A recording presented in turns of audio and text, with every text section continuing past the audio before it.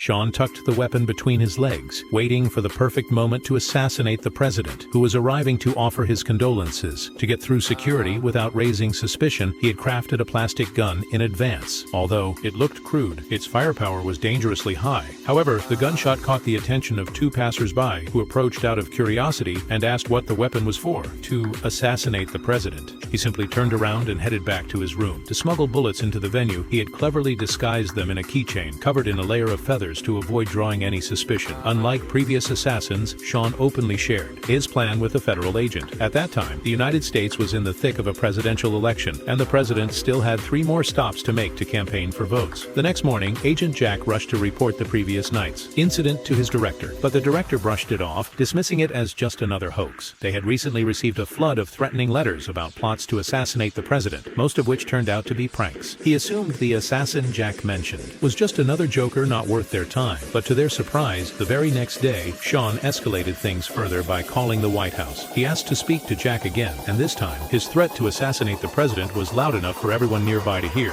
Jack acted quickly, stalling Sean while signaling his team to trace the source of the call. Before long, they tracked the location to a park just across the street. Jack and his team rushed over, ready to arrest Sean, but when they reached the phone booth, Sean was already gone. Jack scanned the area and spotted a homeless man across the street watching them intently. Jack was about to give chase, but the heavy traffic made it impossible. He could only watch as Sean slipped away again. The president's campaign event kicked off as planned. As part of the FBI protection detail, Jack was right there, guarding the president. Despite 3 location changes, Sean made no move. Jack began to lower his guard, unaware that Sean was lurking in the crowd, watching closely. His plan only just beginning. Sean popped a balloon on purpose. The sound startled Jack, who mistook it for a gunshot. He immediately ordered his team to rush the stage and protect the president. In a flash, a dozen security agents stormed the platform and pinned the president to the ground. But when the dust settled, there was no assassination attempt, not yet. To calm the crowd, the president stepped down and began shaking hands with attendees one by one. This was the moment Sean had been waiting for. He was already armed and standing in position, waiting for the president to come to him. The danger was imminent.